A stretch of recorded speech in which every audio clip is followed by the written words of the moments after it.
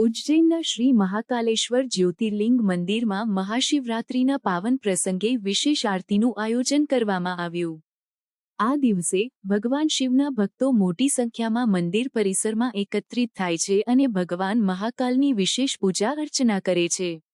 મંદિરના દ્વાર વહેલી સવારે 2:30 વાગ્યે ખોલવામાં આવ્યા હતા અને પરંપરાગત રીતે ભગવાન મહાકાલનું પૂજન શરૂ થયું હતું।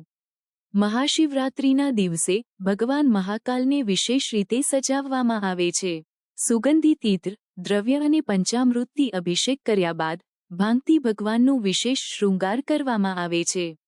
આ પ્રસંગે મંદિરને વિશેષ રીતે સજાવવામાં આવ્યું છે અને ભક્તો ભગવાન મહાકાલની એક ઝલક મેળવવા માટે આતુર છે। મહાકાલેશ્વર મંદિરના પૂજારીના જણાવ્યા અનુસાર મહાશિવરાત્રિના દિવસે સવારે 4 વાગ્યે તાજી ભસ્મથી ભગવાન મહાકાલને સ્નાન કરાવવામાં આવ્યું અને ભસ્મ આરતી કરવામાં આવી। ઢોલ, નગારા અને શંખનાદની ગુંજ સાથે મંદિર પરિસર ભક્તિમય વાતાવરણથી ઓતપ્રોત થઈ ગયું હતું। ભસ્મ આરતી બાદ ભગવાનનું વિશેષ શૃંગાર કરવામાં આવ્યું, જેમાં ચંદનનો લેપ અને સુગંધિત દ્રવ્યોનો ઉપયોગ કરવામાં આવ્યો। મહાશિવરાત્રિના પાવન દિવસે મહાકાલેશ્વર મંદિરના દ્વાર 44 કલાક માટે સતત ખુલ્લા રહેશે, જેથી ભક્તો સરળતાથી દર્શન કરી શકે।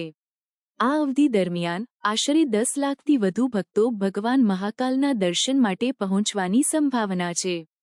મંદિર પ્રશાસને ભક્તોની સુવિધા માટે વિશેષ વ્યવસ્થાઓ કરી છે, જેથી તેઓ ભગવાન મહાકાલના આશીર્વાદ મેળવી શકે।